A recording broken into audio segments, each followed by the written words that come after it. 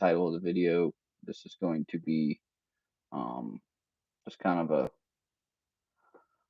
uh, a real moment for those of you out there that are getting into the hot shot business, or you've been in the hot shot business and you're a car hauler like I am. Uh, Basically, the one piece of advice I can give everybody right now is no unnecessary spending, stay local, and the third, probably the most important factor, is tell the brokers to go fuck themselves.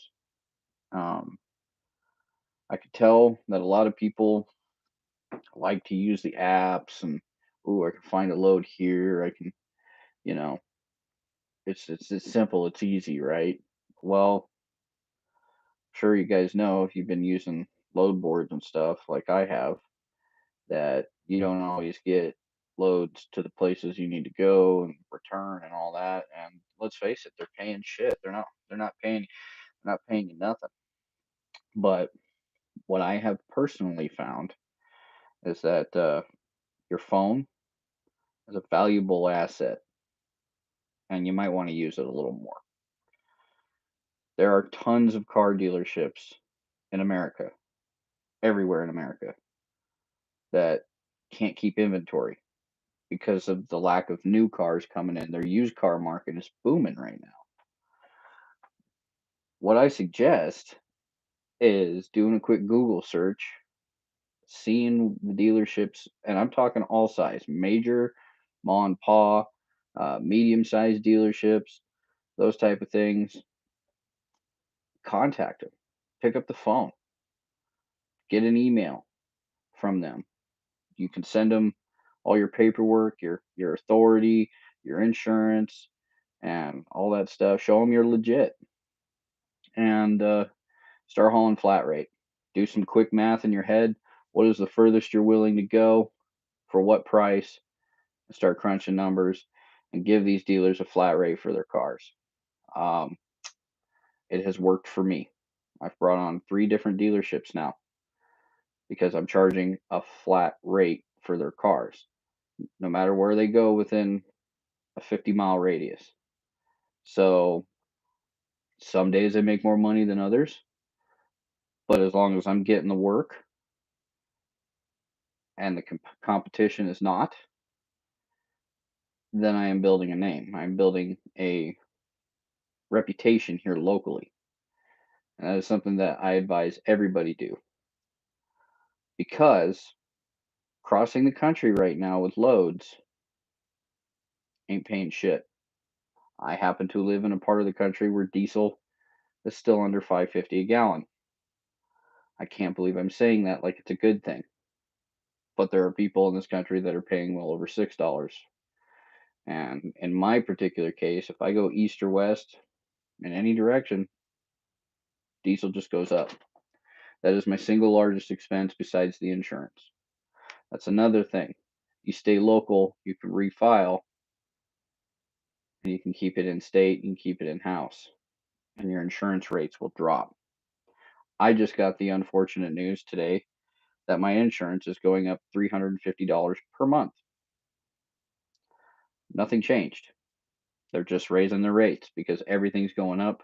The price to repair vehicles when they get hit is going up. Everything's going up. So you got to be smart about where you're spending money, and you got to be smart about how much wear and tear you're putting on your vehicle.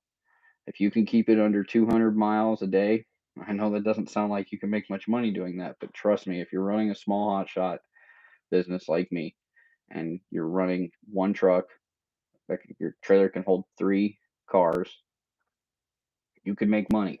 You can survive, but you're just going to do that. I want to be honest. If there are people out there that think they're going to get into hot shot right now and make good money, you're going to be real with you. You're not. You're absolutely not going to make money. Uh, this is kind of a trial by fire. I know I'm going to survive. I know I'm going to make it through these rough times, but I know a lot of people aren't. And that's what I'm counting on. I know that sounds cutthroat. I would love to live in a world where everybody can get into this business and just fucking kick ass. But that's not the world we live in. So I want the weak people to get the fuck out and leave room for the people who want to do this, who want to succeed.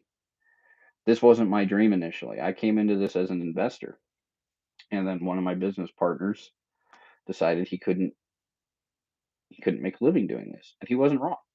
I have no ill will at all. I understood his situation, and I was put into a scenario where it's like either I drive the fucking truck or I sell it. And yeah, is it worth more now than what I paid for it? Of course. Um, but who's buying? You know, who's buying the shit? Some other sucker? Nah, not gonna do that to somebody. Uh, I will go down with the fucking ship if I have to, but I'm not because I have a lot of advantages that other people don't. Number one, running old equipment. Okay, that old equipment I can work on, and I do. I was a mechanic long before I did this shit. It's not that bad to work on your own gear. Matter of fact, I prefer it, especially when I haul heavy stuff. I like to know that the burden of blame is on me. You know, it's my I trust my work. I was a professional mechanic for a long time. I've seen the way other mechanics fix shit. I've seen the way I've fixed shit. Can't sit here and tell you everything I ever fixed was perfect. It wasn't, especially on the clock. You know, um, so do your own maintenance. Learn to do your maintenance. If you don't know how to wrench on your own truck, this is not the time to be driving. If you have to cross country or cross several states to make money, you're not going to make it. You're not. If you have a truck note or a trailer note, you're not going to make it. You either fucking sell some shit to pay that off or just get the fuck out of the business. That's what's my advice to you. But if you want to survive, you got to look around your neighborhood. You got to look around your city, your state. Stay in house. Stay local. You keep less wear and tear on the truck. Your fuel prices are predictable because they don't change too much, like regionally, right? It's only nationally that you see these major changes. Price of diesel in Utah is under $6 all the way across the state. So budget accordingly. Is it going to stay that way? Probably not. No. I mean, I thought it was going to level off around 5, and then much to my horror and my dismay, it just kept going up. And one of the advantages I have being a small truck doesn't cost me 3 grand to fill my fucking 100-gallon tank, right? Uh, I don't have that big of a tank. I run a 40-gallon tank, and I never let that shit go below 3/4 now. I get way better mileage with the tank full. It just always does. It always works out that way. It's just a physics thing. It's about mass and evaporation and all that shit. Your truck is going to. It seems counterintuitive because you're carrying more weight, but it's not true. The more fuel you have in your tank, the better you are. Because number one, it doesn't cost as much to fill it back up. I'm just thinking it all relative. Back in the day, that truck used to cost $150 to fill from empty. Right now, it's almost 200. So I don't burn more than $80 to $100 worth of fuel on my runs. As soon as I see that thing get back, to 7/8, 3/4 of a tank, boom, it's getting fuel as if it were empty. Just because it doesn't hit the wallet as hard, and you will find that your fuel does last longer. You're still not getting fuel as much as you used to, especially since you're staying local. If you could keep it at or around 250, 200 to 200 miles, you're doing great. And you can run as long as you want. Fuck the logbooks. You're running local. We got to find ways around shit. Can't knock it over. Can't go through it. So you got to go around it. If you stay local, you can carry less insurance. You stay local, you you burn less fuel. Your wear and tear is not as hard, which means your maintenance intervals are going to last a lot longer. Eh, you got to find ways. And like I said, pick up the phone, call some dealerships, walk in, get some business cards, hand them out. It works. I talked to about shit 60. different people in the last month. Just, oh, there's a car dealership there. I'll go in there, Most of them told me to kick rocks, but I got 3 that didn't, and these people have been actually keeping me somewhat busy, enough to keep the business active. Now, totally honest, I work 2 jobs. I do this and I do insurance appraisals, you know? But the insurance gig's slowing down too. Like, everything is just slowing down and going up in cost. This is industries all across America. It's just trickling down everywhere, everywhere, everywhere, you know? Insurance companies aren't using IAs anymore. Well, they are, but not as much because we cost extra money. Now, we've been through this before where the insurance companies think they can save money by giving shops just, a blank check, here you go. But what do shops do when they they take that blank check and they fill out whatever they want. So we went through this during COVID.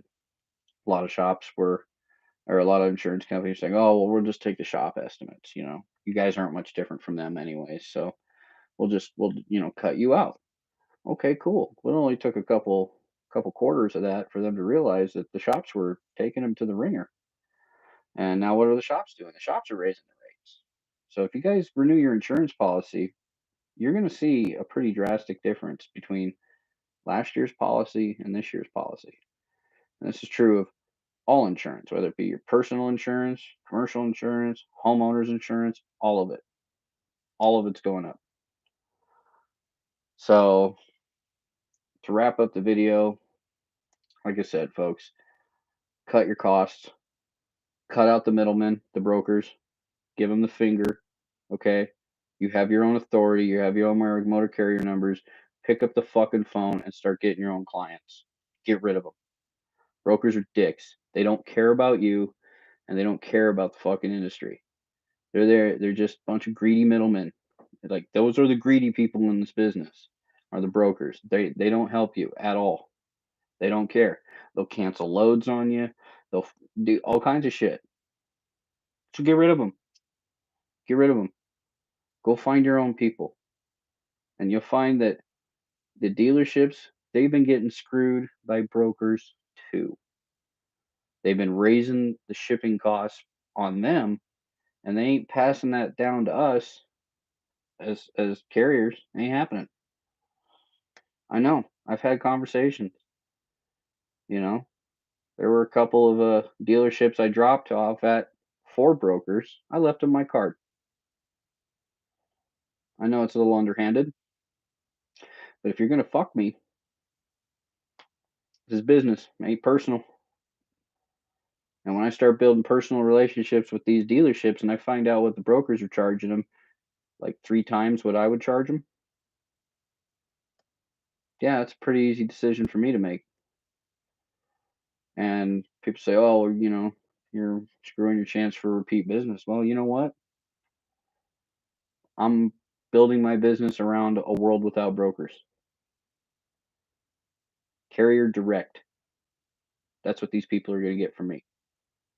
You don't have to talk to some office across the country that don't, that don't pick up their phone, don't return their calls, nothing. Can't email them, can't do any of that. Cut them out. Cut your costs. Don't buy shit you don't need. That's it. And honestly, me personally, I cut everything out of my insurance policy that I didn't fucking need. I'm running 20-year-old equipment. Someone hits me, I'm a claimant. Their insurance is going to pay for me. Uninsured motorist, it happens. But I got a 20-year-old truck. Anything hits it, it's fucking totaled anyways. So, and I do all my own work. I know not everybody's in that position. I'm just being real with you. You guys can't own your own equipment, cut your costs, find your own clients. You ain't gonna make it because the price of fuel is gonna be what it's gonna be. We can't change that. We just want these people out of our industry. So join me. Join me in telling the brokers it's what you need to do. Anyways, thanks for watching me. The 1 or 2 people that checked in. Trust me, The advice works. I know it does. I've I'm living, breathing proof. Yeah, I'm only working a couple days a week in the trucking business, but they're $400 or $500 days. I just gotta hang on. That's it. Because this is gonna weed out all the weak people, all the get rich people, get rich quick people. Ain't no room in this business for them. Like, share, subscribe, leave a comment below. Let me know how you guys are surviving this, and be happy to have a conversation about it. See ya.